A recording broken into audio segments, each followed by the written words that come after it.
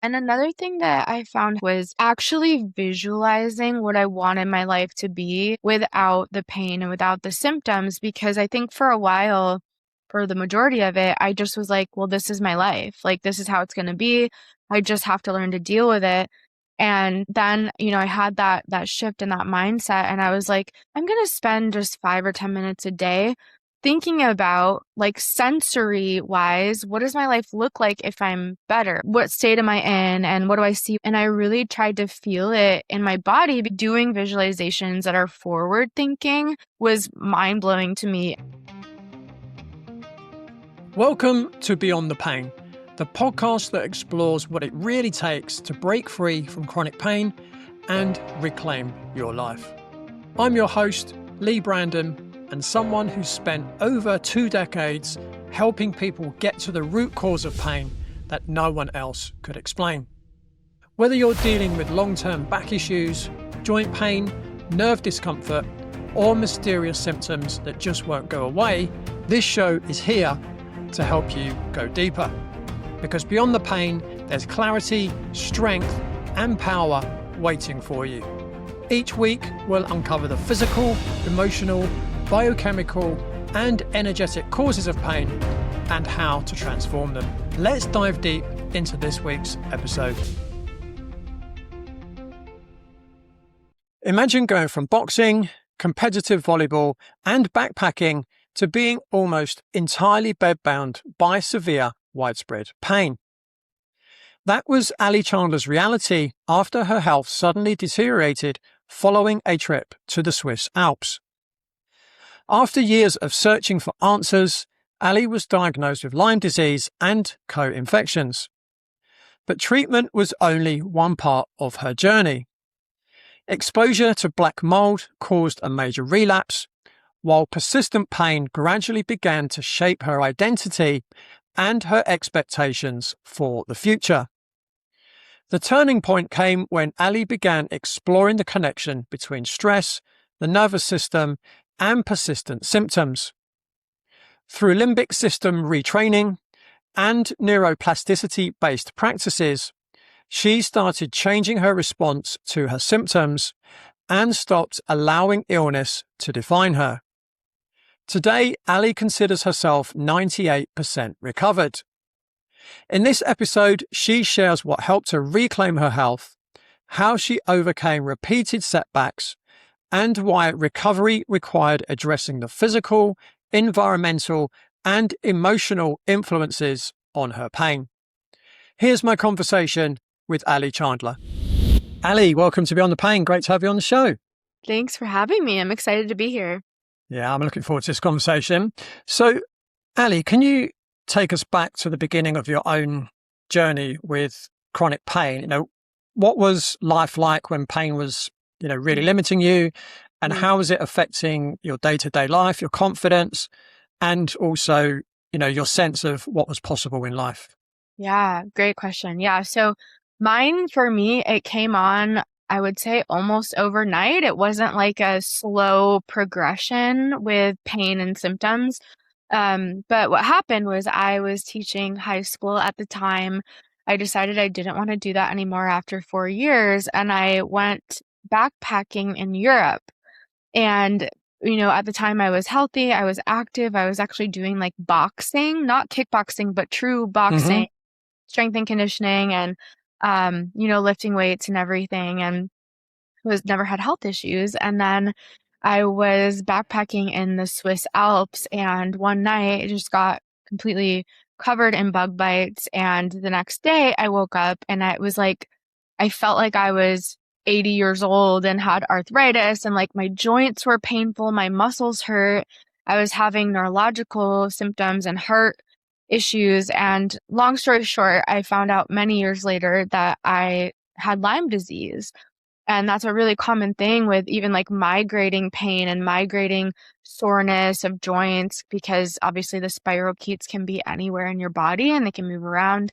And so, it definitely impacted my life to the point where I was actually bedbound for 2 years. I really couldn't function because of, the pain of just moving, and because I was having every time I stood, my heart rate would go from like 55 to 160, 170 just by standing. And until I sat down or laid down, it would stay elevated. And so it severely impacted my life. And I'm used to being this active person who doesn't have to think. Like I played competitive volleyball like year round all my life and never had to think about my health. And then it just became something that was constantly on my mind, and I was trying all these like supplements and creams and anti-inflammatory things and just kind of like the gamut trying to figure out what was going on. So, it was a very night and day shift for me. And I know that can happen for some people, but for some people it's like a gradual, it's getting worse and worse and worse. So,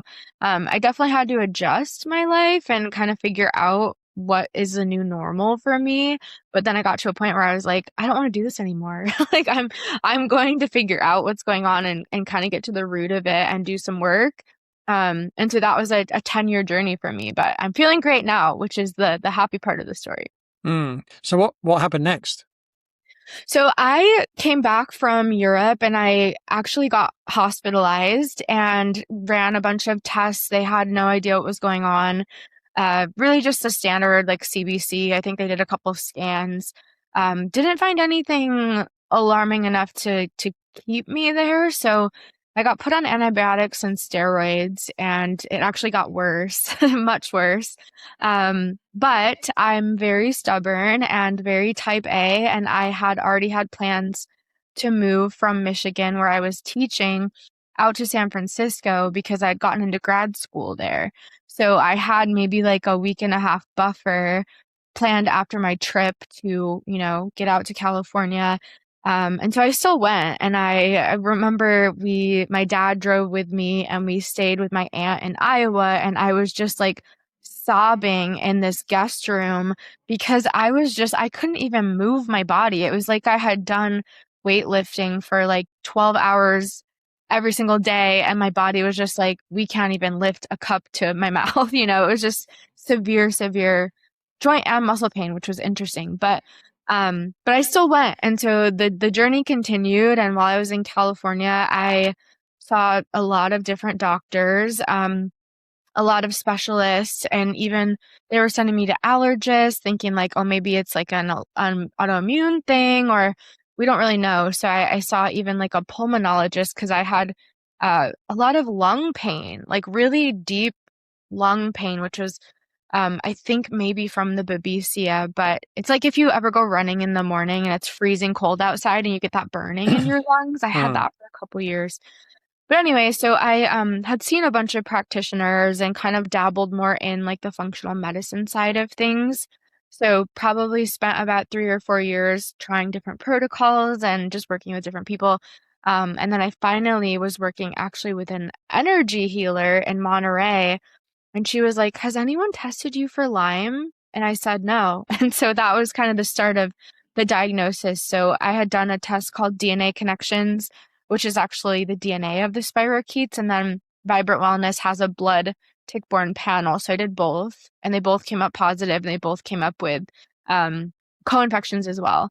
So that was kind of like the long journey. And then it was many years of kind of trying to get to the root cause of things.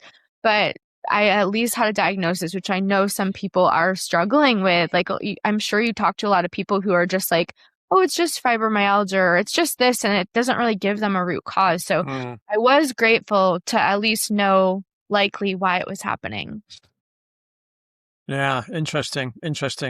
So what happened in California apart from the treatment that you just mentioned? Yeah. So I started seeing a Lyme doctor down in San Diego, and we went through probably a year-long protocol together. So we first worked on drainage, we called it. So it's like supporting the organs of elimination, because another thing I had was really severe lymph swelling, like all over my body, which was also very painful. So he was like, we got to get your lymph moving. We got to, make sure your kidneys and colon are supported, and your liver, and all of these things. So we spent a couple months on that. We actually did some parasite cleansing, and we did some heavy metals work. I did a pretty intense chelation where I had to take it every 4 hours and even like get up in the middle of the night. And I Wow.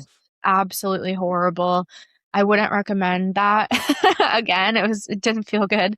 And then I would say within like 9 months, we eventually got to the Lyme specific treatment. It took a while because my body was just like so inflamed and, it was hard for me. I was reactive to almost everything. So even I would take like a B vitamin or something and it would give me anxiety, or I would take something and I'd have a paradoxical reaction because my body was just like, there's too much happening, like, Mm. too many toxins, too many things. Um, so I worked with him for a while and then we ended up moving into an apartment with black mold. And so I had just gone through this journey of like, oh, I'm starting to feel better and I'm starting to try to like, walk again and everything. And that, of course, mold, I mean, that crashed me again. So I feel like my journey was very up and down because there were a lot of new triggers or there were a lot of like stresses or things that kind of kicked me back and set me back. But I feel like, now I'm at the point where I have a lot more capacity. So if I run into something, my body doesn't like shut down and get inflamed again. And it did take many years of work, but I feel like now I can actually handle, stressors. Like if I stayed in a hotel and was traveling and there was mold, I feel like I would be okay, because I know the tools and I know what to do to work on it. Mm. And you say you're going to grad school in California, did you say? Yeah. And what did you do there? So I studied writing at California College of the Arts, and I had this big plan of I wanted to become a professor and like, write short stories and poetry and things like that. And I actually transitioned into marketing from writing, which makes sense because like marketing, you need copywriting, you had to have that skill. But I actually ended up going to a retreat from this doctor in San Diego. And like I said, I was living in Monterey, so it was like maybe a 6 hour drive. But at the time my husband had to carry me to the car. I was like, I can't go on this retreat. Like I can't even walk. And they're gonna do like beach running and rooftop yoga. And I'm like, what? I don't belong here. But I ended up going. And it was really great to kind of meet his team and work with them in person. And long story short, I ended up getting hired by him to start doing his marketing. So it Mm. was great because, I was writing blogs on Lyme and the causes and the treatments and everything, and was doing like high ticket sales for him. And it was easy because I was in his coaching right then. So I could tell them, hey, look, like I've been doing this for 8 months with him. Here's where I am now. And so that's how I got into what I'm doing now because my doctor actually let me do marketing for him. And so I kind of learned on the job, but it was really great just because I learned a lot of I guess like the reason behind why Lyme can cause chronic pain and migrating pain and this like arthritis type symptoms and things like that, and swelling and inflammation. So I feel like my job was actually informing my own health, which was really Mm. nice. Mm. So how long did it affect you for? I would say about 10 years of Mm. symptoms. And the last 3, 4 years, I would say I'm 98% better. I rarely deal with anything. There might be like a random day where I'm like, oh, I kind of feel that old symptom coming back. But, I'm not even, I feel like I shouldn't say this, but I'm not even taking any supplements. Like I don't do really anything Mm. besides just I eat healthy. I eat a lot of whole foods and I work out 6 days a week and that's really it. I'm not stuck on like a supplement protocol where, if I miss it, I can feel it, right? Like I can't function without it, which is what I'm used to living with. But it's really nice to have a life that's sort of like your brain space is free of thinking about how am I going to get through this work meeting and not be anxious? How am I going to walk to, this thing and not have my heart racing? And I feel like I'll never stop being grateful for the body that I have now. And like, I really never have pain anymore. I really don't. And part of it, which I know we can talk a little bit more about, but part of what I did was a bit of limbic system retraining too, and just kind of going down the route of neuroplasticity. And I know it's helped people that have, pain and chronic pain. And I think it's good to do alongside protocols and working with a practitioner and things like that. But that and nervous system regulation were kind of big parts of what moved the needle for me Mm. because I was so it's hard when you're feeling in pain and you're stressed all the time. You're sort of in that fight or flight constantly because you're just, those receptors are constantly like alerting your brain, something's wrong, something's wrong. And so you're never really able to relax and feel safe in your body. At least that's what I experienced. So I ended up going the route of just like, okay, well, what else can I do? Because the physical protocols aren't enough and they're not really getting me to where I want to be. So when I added that layer on, it'd probably been 7 years of me jumping around from practitioner to practitioner. But then I was like, you know what? Like, I'm very much stuck in a victim loop. I'm very much in the mindset of like, this is so unfair. Why is this happening to me? Like, I've always been healthy, and looking at all my friends getting married and traveling and, all of the comparison on social media. And meanwhile, I'm newly married and like laying on my couch for 6 days in a row, and I can't even like go on a date with my husband. And so I think getting out of that mindset and really like shifting the way that I was thinking about, even chronic illness and not claiming that disease and not claiming those things. I mean, there are so many parts that really move the needle as far as like mindset and regulation for me. So that was kind of like the next step forward. I did about 6 months of really deep dive into limbic system retraining, like an hour a day. I would put it on my calendar and then I'd be like, okay, this whole hour, we're going to do these exercises. We're going to try to, change the way that I'm thinking about the pain and like tell my body that it's okay. We can turn off these receptors because this isn't like an emergency, I don't need you to have my whole body feel in pain all the time. So I found that to be really helpful. Mm. Yeah, you've mentioned a few ways in which you was affected day to day by the pain. Was there any other ways? Because, when people come to see me, the main thing for them is that it's restricting them from, the pain is restricting them from doing the things they want to do. Oh, yeah. How were your days restricted? Well, I severely was restricted because even for me to walk around a grocery store, I couldn't even do that. And I looked really healthy. And that's the thing, I think, with a lot of people who have pain is it's not like a physical manifestation in a lot of cases. So for me, like I would try to go to the grocery store and I felt like my bones were like bone on my knee and like all my joints, and it just was so painful. And so I think, there were a few times where I was like, well, I'm going to get one of those like motorized, like little chairs and roll around in that. And I just remember, the looks I got from people, because this was what, like 8, 9 years ago, I looked like a healthy 20-some-year-old. And they're like, what is she doing? Like, you don't look sick. And so, it was, I think a really hard part for me was losing that freedom.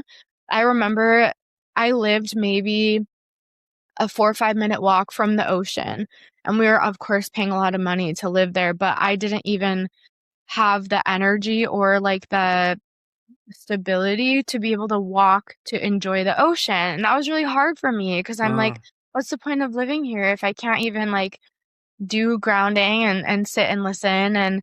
And there was I specifically remember I had two big bags with me, and I was like, okay, I'm gonna drive there and just to get out of the car and sit at this bench, like not even walk down a dune or anything. I had to take so many things with me because I was like, well, what if this happens? And I need this supplement in case this happens. And I need, my GABA and my rescue remedy and all my anxiety things and CBD and this cream. And I just remember sending my mom a picture and being like, it's so wild that in order for me to go 2 minutes down the street, I have to bring two huge bags of things with me to feel like I'm okay and I'm safe. And so I feel like, yeah, it fully affected me, everything in my life. And I was used to being someone, like I said, that was super active and like would go play sports almost every night or go lift and go do all these things. And then I became somebody who was looking up chair yoga because I was like, I don't want to stop moving, but I'm in so much pain that I don't know what else to do. So I was doing chair yoga in my bed with these women who were like 85 and like, I'm I'm feeling like I'm that old when I'm in my 20s because of all the pain. And so, yeah, my life completely shifted and I couldn't even run errands on my own. Like I really Mm, had to rely on other people to take care of me. And I remember when we lived in the mold, my husband and I, we ended up getting divorced because of all my health issues. But wow. at the time, he was talking about hiring a nurse for 8 hours to stay at the house with me because I honestly couldn't do anything myself. It was really hard for me to even shower. And after taking a bath or anything like that, I would just like have to lay down because I was so exhausted and like, it didn't feel good. It's a lot of moving when you're not used to moving.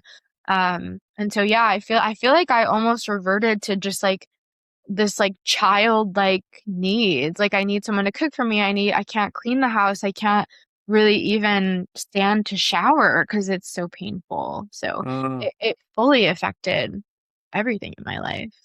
Yeah, Yeah. it's almost like, when someone's suffering like you were, Mm. it's like you become a slave to the pain. It's like you're just not free anymore. Right. Yeah. Yeah, Exactly. That's yeah, exactly how I felt. Yeah. And yeah.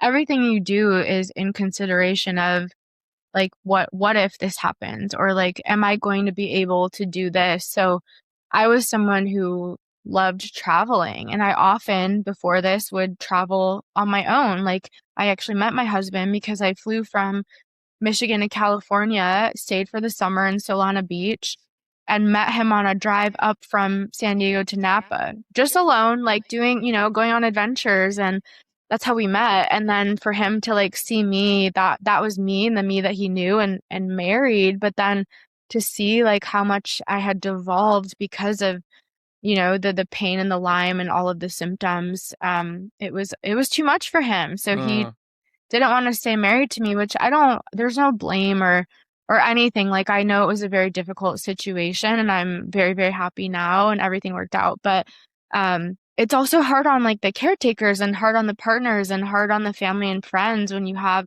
someone in your life that's that severely um affected by something like that. mm, yeah.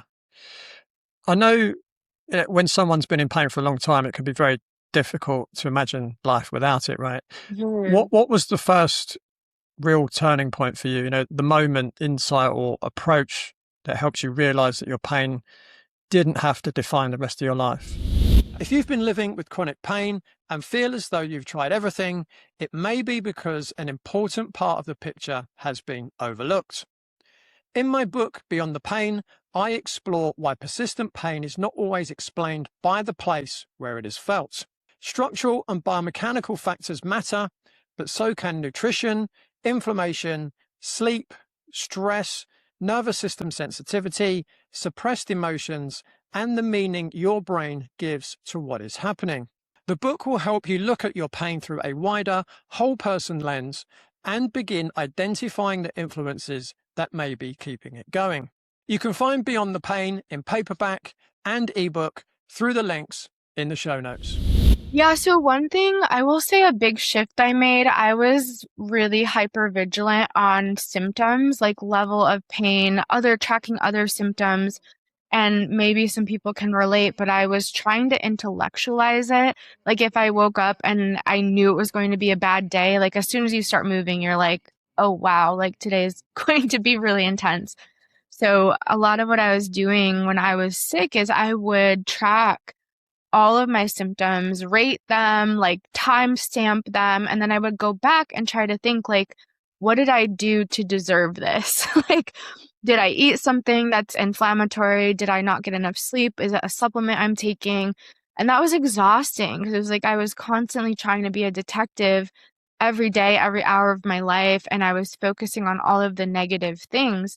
And so when I started getting into more of like the energetic healing and limbic system, work, I decided I'm keeping myself in this low vibration. And again, no blame. That was what I knew at the time. I was trying to help myself.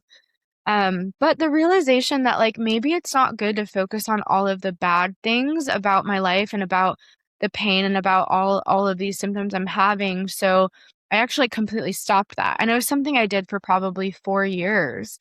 And every doctor I would see, I would bring him a list like here's everything. Like, here's what I'm tracking. I had this like 60-page document. I'm sure the practitioners were like, get this girl out of here. I just was like tracking everything. So I really wanted to get better.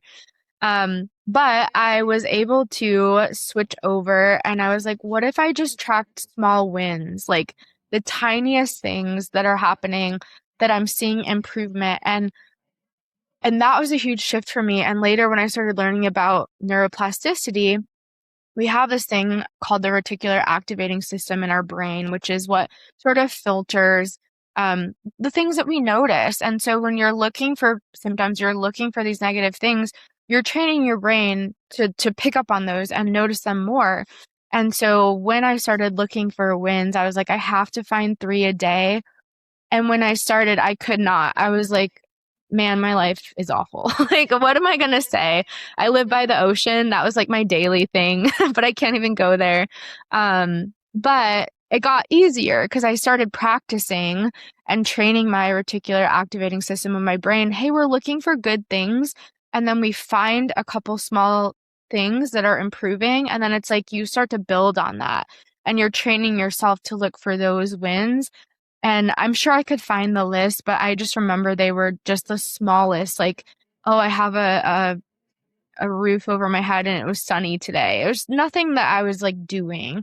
And so that I think was very helpful to just shift my mindset and be like, we're not going to stay in this like low vibration, negative doom and gloom. Everything's awful. We're going to start looking for the positive.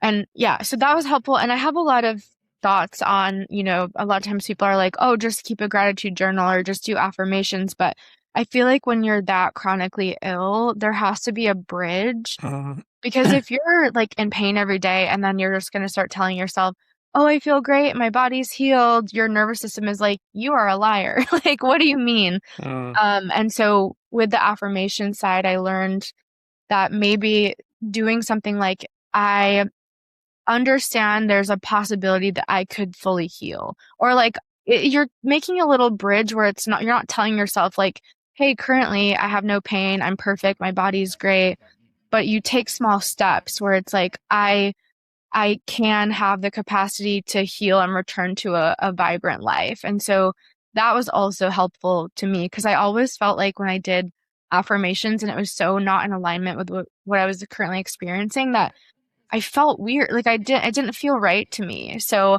I did a lot of searching and I found that to be helpful, the little bridges with affirmations. Yeah, it's interesting. The work of Esther Hicks, when she talks about emotions, she says, right, if you're down in the depths, you're not going to jump to ecstatic. You got to jump up slowly in terms of the emotions. Exactly. An attitude of gratitude is something I really encourage people to use, particularly clients, but people in general. And I do it every morning when I wake up. I just list all the things that I'm grateful for. Mm-hmm. And then when I go to bed at night, I think of all the things that I'm grateful for that happened in that day. It's great. The way that it changes your life. And it might sound so simple, but I've found it really, really effective. Yeah. And, if someone's struggling to be grateful, well, if you've got eyes that can see, mm-hmm. a lot of people don't, right? Yeah. If you've got ears that can hear, a lot of people don't. If you've got 2 arms and 2 legs, a lot of people don't. Mm-hmm. And, roof over your head, food in the fridge, clean water, a shower, a washing machine, a dishwasher, a sink. There are billions of people that don't have those things, right? But one thing you said reminded me of something that Paul Chek taught me, is that, you might try and use an affirmation that says, I don't know, my body feels strong and calm, or whatever positive words you want to use that's not pain, right? Mm-hmm. And it might be too big a jump. Yeah. But if you put the words, I have the potential to, there's a little bridge, mm-hmm. right? So you're not making that massive jump, but at least to put in your mind that you do have the potential to, oh, absolutely, live the life that can help raise your vibration in a way that's manageable, rather than feeling that you're lying to yourself. Right. That's so true. Yeah, and another thing that I found helpful and I didn't do for the majority of the time I was sick was actually visualizing what I wanted my life to be without the pain and without the symptoms, because I think for a while, for the majority of it, I just was like, well, this is my life. Like, this is how it's going to be. I just have to learn to deal with it.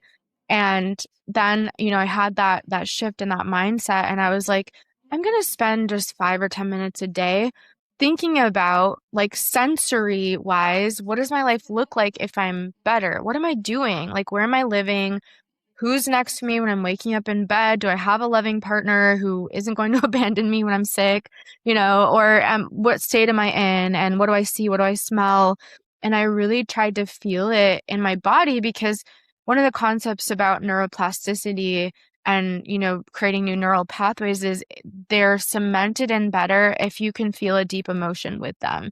So doing visualizations that are forward thinking was mind blowing to me. And I feel like I didn't even go far enough. Like, I never visualized how my life is right now. I'm so happy and so capable, and I have everything that I could ever imagine and more. I didn't even allow myself when I was sick to go that far. I feel like I was asking for the bare minimum in my visualizations, where it was like, oh, I walked my dog around the block. Like, I think big and think about, like, what does that life look like for you if you don't have pain? Like, can you play with your grandkids? Can you go to the park? Can you go work out again if that was important to you?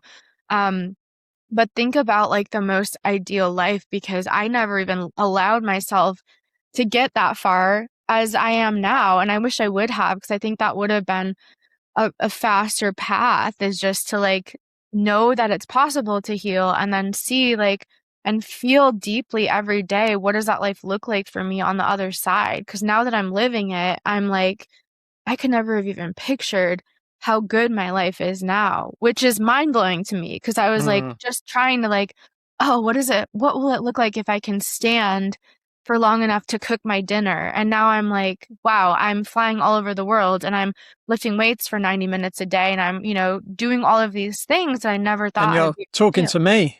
Yeah, How good amazing. can life be? Life is great. Exactly.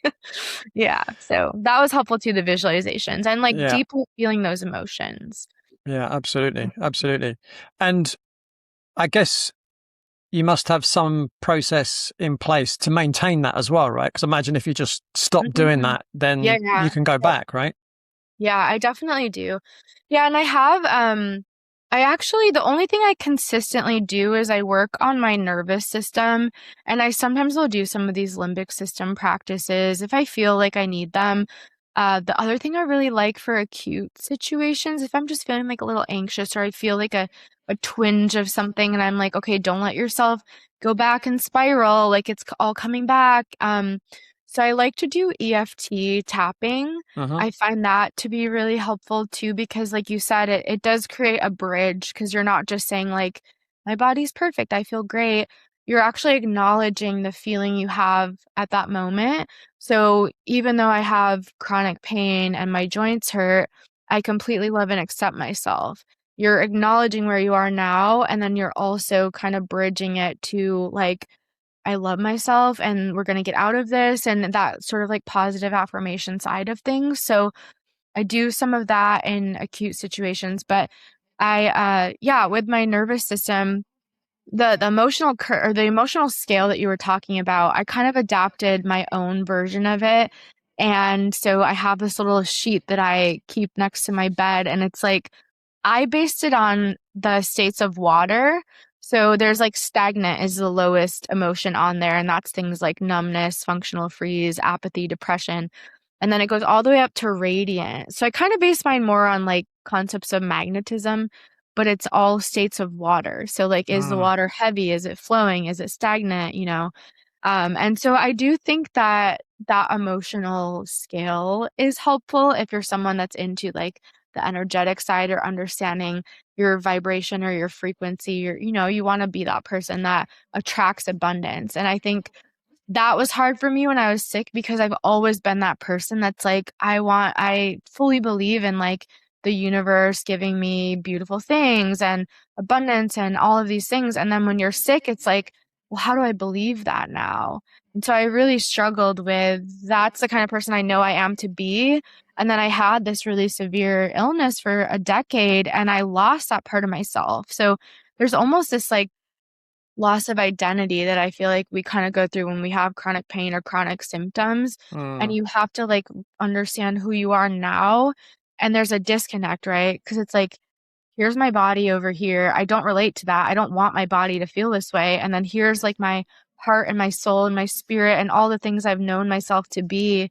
And how do you like see yourself as a whole person when there's like one part of you that's just not working the way that it should and that the way that it has maybe your whole life. And so, yeah, a lot of like deep identity level work I feel like was also helpful to me. And one of the things I had mentioned is not claiming your illness. So for a while, I just kept being mm, like, well, I have Lyme, so I can't, or I have this pain, so I can't do this. And I think it's detrimental if we create that as part of our identity because then our body's like, well, this is what we are and we're going to stay this way.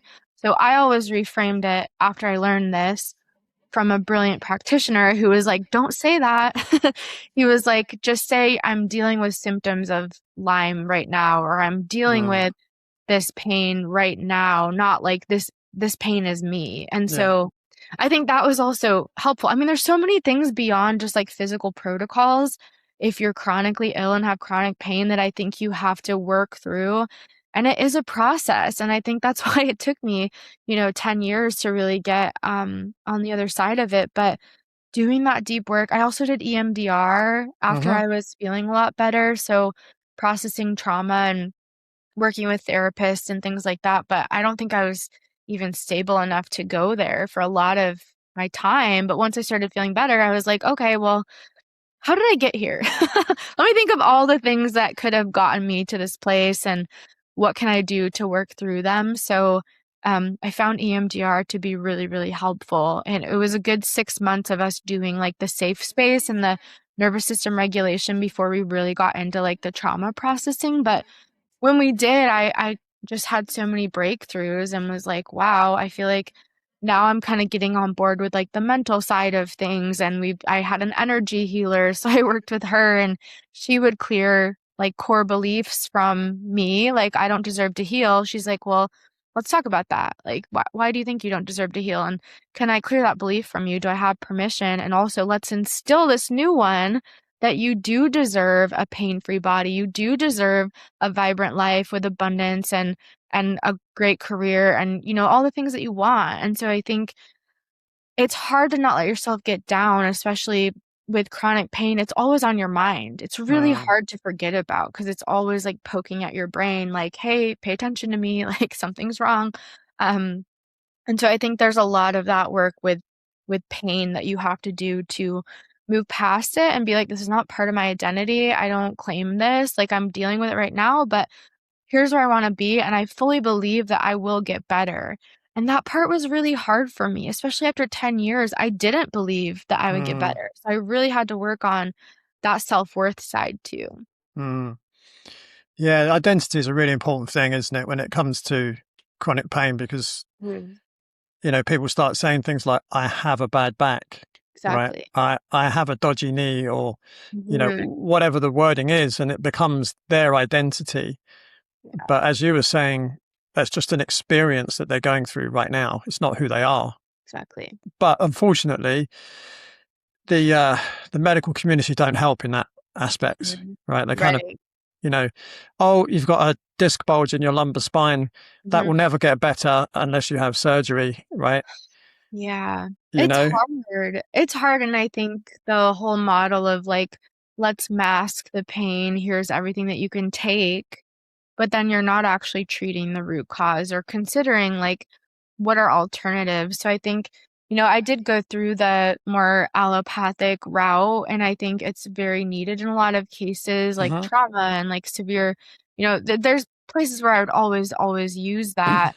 But with chronic symptoms, sometimes it's nice to think about like how can you layer these alternative practices on top of it. So one of the things I actually did, which was interesting for, I had really severe knee and shoulder pain, and I did prolotherapy. So it was interesting to like learn about that process and the PRP and like taking my blood out and spinning it. And then, I think they did ozone too, injections. And like that was a route that I went just to see. And the knee pain was one of the first things that got better. But for me too, it was also like, what's the root cause, and Mm, knowing that, we're also working on the root cause at the same time. But sometimes there's things you can layer on that just like help you get through, like if I wasn't really able to walk, and then with the knee pain gone, I feel like I was a little bit more mobile, and then that opened up a lot more possibility to me, which mm. was really nice. Probably opened up your belief, Yeah, right. right? The belief There's that you could get better. exactly. I feel like you need those little wins, because if you're just going through and you're not having these small wins or improvements, it gets really hard. But yeah, I think there's a lot of cases where you start to notice like this little thing is improving, and maybe there is Mm, hope for me. That's important. So mm, always be looking for that. Don't be looking for the symptoms. Don't be, focusing on how bad it is as much as you can. Focus on, what's improving. And I think a big part of that for me was writing things down, because even now, like, I don't remember how bad it was because I'm so far past it. But if I went back to notes and like my journal and everything, I'm sure I would read it and just be horrified because, it was so bad when you're in the moment. But mm. yeah, so sometimes I think it's good to like a little bit track that, not like focus solely on it, but it is nice when you're on the other side to look back and be like, wow, I've improved like 10,000%, and that's amazing. And you have so much gratitude for it. Yeah, absolutely. Mhm. Now, a lot of people with persistent pain are often only looking at the painful area, whether it's the joint, the muscle, the back, the Mhm. neck, or Mhm. wherever the pain is showing up.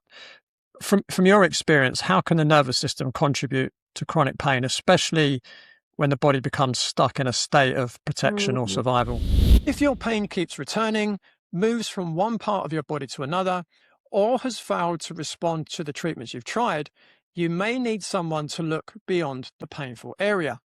In my consultations, I take a whole person approach, exploring the potential structural, nutritional, physiological, nervous system, lifestyle, and emotional influences contributing to your symptoms. The aim is not to simply suppress your pain. It is to help you uncover why your system may be producing it and create an individualized plan that helps you participate in your own recovery. If that sounds like the kind of support you've been looking for, you can find out more and schedule a discovery call using the consultation link in the show notes. Yeah, I think there's a big connection to that, just because the nervous system, when it's dysregulated, I feel like it's your body's threat detection system. Mhm. And it's almost like when you have pain, you're, like I said before, you're trapped in that survival mode. So I think for me, my brain was just like, oh, like this is a danger to us. This pain is a bad thing, which that's what the brain and body is designed to flag it as. But I think that also can amplify your symptoms when you're consciously kind of kicking yourself into fight or flight, because you're like, oh gosh, like this isn't normal. What's happening to me? So then you have like your pain, but then you're also there's a lot of studies I've been reading lately on um how even like your mindset and your thoughts can contribute to inflammation. They can contribute to cortisol spikes. They can physically impact your body, even fatigue or like sensitivity to things. Mhm. And so if your brain can learn that danger signal and that fight or flight signal, it can also learn safety. It can also learn the other side, because you didn't used to be like that, right? Like when I was sick, I was so hyper vigilant, and I had severe panic attacks just because like I wasn't really dealing with things well, and my brain was kept cueing me like, this is horrible. Something's really wrong with you. You need to keep seeking out what's going on. But once I got the Lyme diagnosis, I almost feel like that let me let go of that a little bit and gave me the space to really learn about the limbic system. Because if you can get into that state where you're in fight or flight, you can get your way out of it. And that was something that was really beautiful for me to learn about, like how neuroplastic the brain is. And if anyone wants a resource, there's a free TED Talk on YouTube, and it's Jill Bolte Taylor. It's called My Stroke of Insight, and it's really interesting if it's new to you, that concept. But she was a neuroscientist, and she had a stroke, and she was like very conscious of it, in the beginning, where she was like, oh, this is really cool. Like, I'm having a stroke and I'm going to be able to like see exactly what it does in my brain. Like, it's so funny. It's a great TED Talk. But That's then probably the most nerdy thing I've ever heard. it totally, she's amazing though.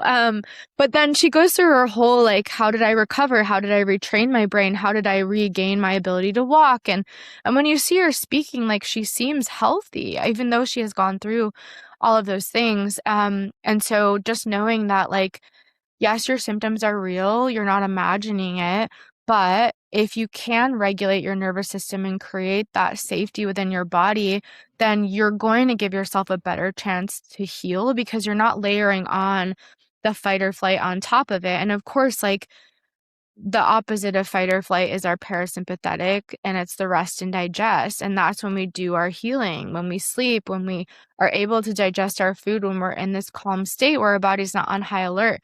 So I feel like everything gets better if you can regulate your nervous system. But Mm. I really think the biggest part of it is, like, if I have gotten here, I can get out, right? I can retrain my brain to get out of this, to create that stability and safety and trust within my body. And I think that's what's hard for people with chronic pain, because you feel like you don't trust your body anymore, because Mm. it's like it's turning against you. You feel like it's you versus the pain, you versus your body. But I think you really have to look at it as, like, we're in this together, right? Like, you are your body. You're the same as your body. You're not a separate entity. So how do you work with it?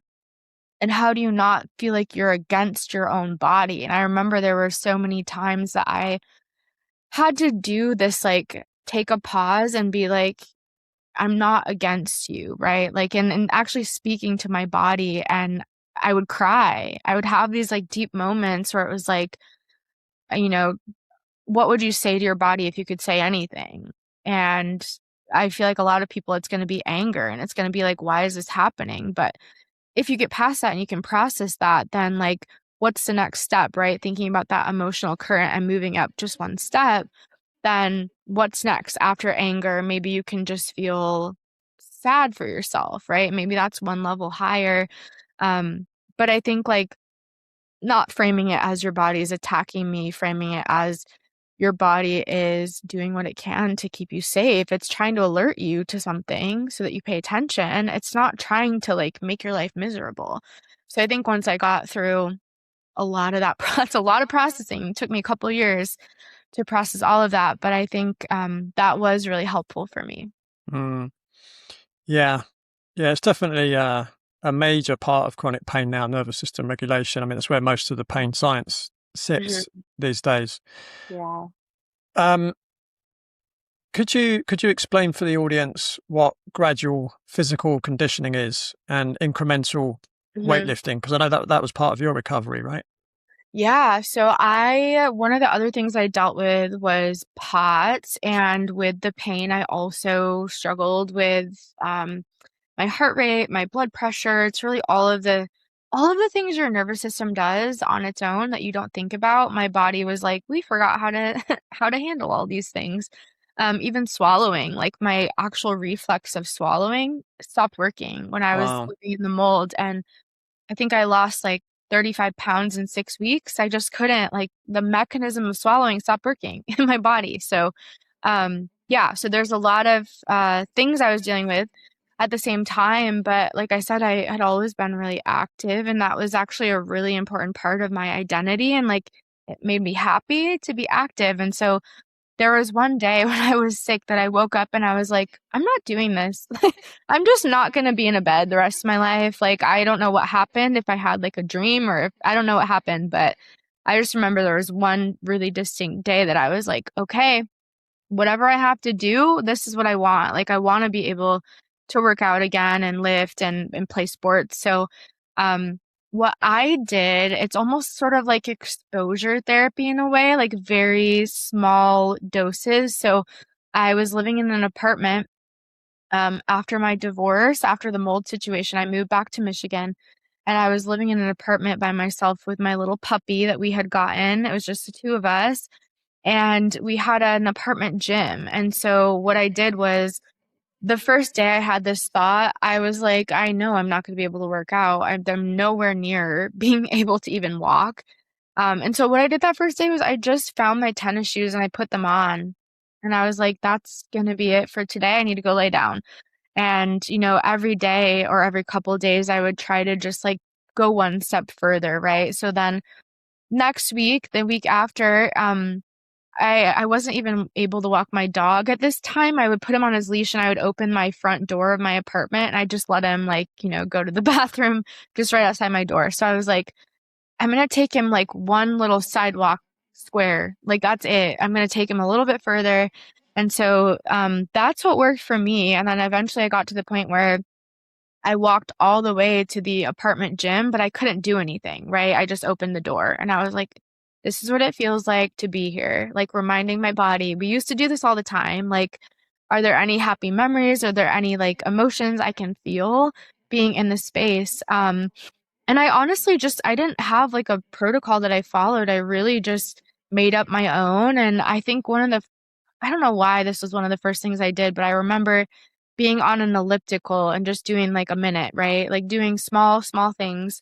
I took me a while to do leg exercises because that's where most of my pain was and a lot of my symptoms. So then I would do like light weights. Like I would sit down and do a couple like bicep curls. And then I got to the point where I was like, okay, well, I think I could maybe work out for like 10 or 15 minutes. So I started making little protocols for myself. And it was a little frustrating just because I'm used to being like working at such a high level. Like when I played volleyball, we would go to vertical camps and athletic performance camps, and we always were like pushing ourselves to be at this like peak performance. And then I'm like, here I am curling a 10-pound dumbbell, like, or 5 pounds even, right? Like I never thought I would be here, but I was so consistent. And I think that's what really carried me through was keeping that vision in mind of this is what I want, this is the life I want. I refuse to actually accept this life I have now. But not only that, but what do I need to do to co-create that future for myself? So yes, there's the side of like abundance and attracting and like this is what I want to the universe, but then there's a side of like how do I do the work to make that happen? And how do I be consistent about it? And I was like an every day, I have to do something. And then it probably took me about a year and a half to be able to actually lift weights where I felt like I was doing something. It took me quite a while. But I have been doing it since and I never had really a relapse. There was never a time where it was like, oh, I went 2 steps forward, 1 step back. It really was just steady progress for me.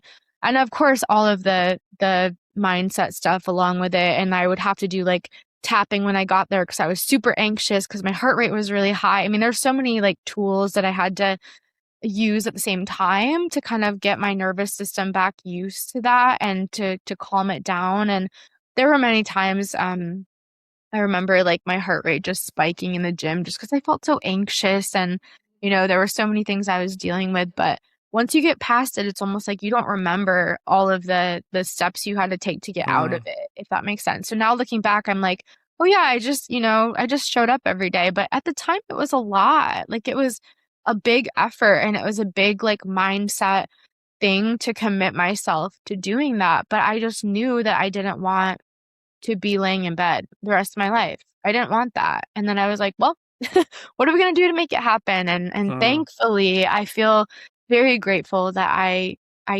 continually am able to do more and push myself more. And the other day on the leg press, I got 5 plates on each side and I was like, I never would have imagined this much weight, even before I was sick, I don't think I lifted that much. So there's a continual improvement and I'm mm, very, very grateful for that. mm. Yeah, I think one of the things I talk about in my book, Beyond the Pain, is that Hmm. it's about building confidence, but it's not about perfection. Hmm. It's about doing something small every day. And then by doing that, you're building that confidence, Right. because in most instances, chronic pain isn't caused by nociception. So nociception being, you cut yourself, there's pain, Hmm. right? Hmm. This is more often, well, in most occasions, chronic pain is what we call nociplastic pain, right? It's not being caused by physical damage. So if you can do exercise and understand that you're not damaging any tissues in your body, Right. Hmm. and, as you did, start really small, but then as your confidence builds, you can slowly start to do more and more. And, one of the things I encourage people to not do is think, oh, I can do 5 minutes, therefore I can do an hour, No. right? It's like, no, if you can do 5 minutes today, maybe next time, maybe do 7.5 minutes next time, Right. right? Right. And Hmm. just build up really slowly so that, your confidence doesn't get knocked if if you Yeah. do push it a bit too far. And I think the other thing as well is these progressions are never linear, right? It's not just, oh, I'm getting a bit better, a bit better, a bit better. You'll have good weeks and bad days and good days, and it'll go up and down. But Yeah. ultimately, as long as you're improving over a period of time, Hmm. then that's really what we're looking for, isn't it? Yeah, and I think you do have to learn the difference between a healthy challenge and like pushing yourself a little bit more and actually like here's the point where I should stop, like a true exertion. And if you're like me, I'm very competitive. I'm very type A. I'm very much all or nothing. Like if I'm working out, I want to do 90 minutes. Otherwise, I feel like I haven't done anything. So that was really hard for me to be like, okay, like I'm okay stopping. Because past me, if I worked out for half an hour, I'm like, that was pointless. That didn't even count as a workout. Like, what am I doing? And so I Mm, had to like work through that black or white thinking where it's like, no, you should be grateful that you got up and moved today. That's great. Like a 20-minute workout when you're used to laying around for 2 years. That's amazing. That's progress. And so that became part of like the wins that I was still tracking, right? I was tracking my progress in the gym. And I think, people with chronic pain, it can feel really scary to start moving again because you're like, well, am I going to wake up tomorrow and is it going to be like 5 times worse? Because maybe that's happened to you before. So I think, the pacing and the body awareness and sort of that like intuition of, okay, like you said, if you can do 5 minutes, you're not going to go tomorrow and do 60 and be like, oh, my life's back. It was a very slow process for me. mm, But the more wins I had under my belt, the more I felt, like you said, felt confident to keep going. And, I'm not crashing myself. I'm not like waking up in 4 times the amount of pain. And if I did have an increase, like, okay, we're going to take a little bit of a rest today, or, you adjust and you learn that it's okay to adjust. So I think that is helpful to note that, yeah, don't rush into it, but be consistent and just like small incremental changes. I totally agree. mm. The other thing to be aware of as well for people with persistent pain is that sometimes it can be a bit like Pavlov's dog, right? Hmm. The story of Pavlov's dog, for people Yeah. that haven't heard it, I'm sure most people have, but Pavlov did experiments with dogs and he would feed them, and every time he feed them, he rang a bell. Hmm. And then later on, he would ring a bell without giving them any food, but the dogs would still be salivating because they're expecting food. Right. And what can happen with pain, you might think, well, if I walk for 20 minutes, I'm not going to be able to get out of bed because of pain tomorrow, right? Hmm. That Hmm. becomes a conditioned Pavlov's Right. reaction, right? Hmm. But the question I would say to you is that really true, Hmm. right? And that's where the graded exercise can be really important because Yeah. if you can do 5 minutes and there's no negative reaction, okay, great. Do a little bit more next time. No reaction, great. Now you can do a little bit more next time. Yeah. But just really question your belief. Again, it comes back to beliefs, right? It's like, well, Yeah. if I do X, are you definitely going to feel Y? Hmm. And, and it might also be, again, as I mentioned, to understand that you're not necessarily, the pain isn't coming from physical damage, Right. right? And again, there's a lot of pain science in terms of if your nervous system is sensitized, and that can be Hmm. from your diet, from emotions, from stress. It can be issues with your gut microbiome. They're all inputting into that nervous system, and your car alarm, I'll explain that in a moment. Your car alarm's going off, but no one's trying to steal your car, Right. right? So, I always remember back to the 1980s when car alarms first started coming out, and they were often not factory, in the cars. You'd have to Yeah. buy a kit and Extra. have it put in. And then, if a car drove down the road, all the car alarms would go off because they were just too sensitive. No one was trying to steal anyone's car. It was just an oversensitive car alarm. And that's what can happen with that nervous system. It becomes overly sensitized. So you're experiencing pain when there is no damage. Yeah. And I think just understanding that can be really helpful for people. And that's technically what we call nociplastic pain. Yeah. That's interesting. Yeah. And I think as long as, like you said, if you know that you're not further damaging your body, there's a lot more that opens up for you when it's like, oh, you don't have a torn ACL, you just have this like chronic inflammation, or you have another reason why you have all of this pain.